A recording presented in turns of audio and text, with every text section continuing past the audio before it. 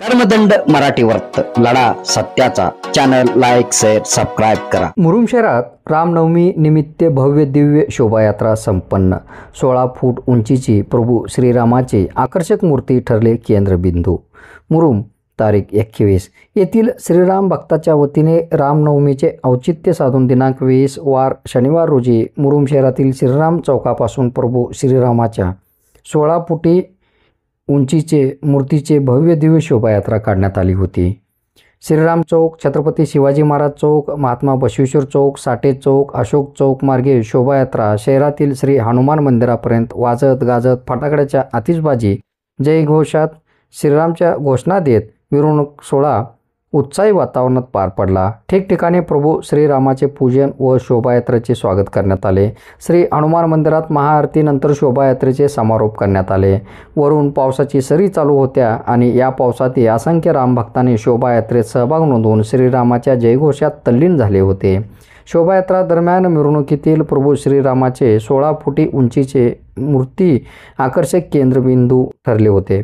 या शोभायात्रेसाठी अध्यक्ष दत्तकुमार होळमुजगे, उपाध्यक्ष ओमकार पाटील, सचिव प्रदीप गव्हाणे, सहसचिव गौरीशंकर बोंगरगे, राजकुमार वाले, मिरवणूक प्रमुख ओमकार कुंभार, शिवा दुर्गे, नेताजी गायकवाड, गोपाळ सोबाजी, सुमित पांढरे, सिद्धलिंग हिरेमठ आदीसह श्री राम भक्तांनी शोभायात्रा यशस्वीपणे पार पाडण्यासाठी परिश्रम घेतले।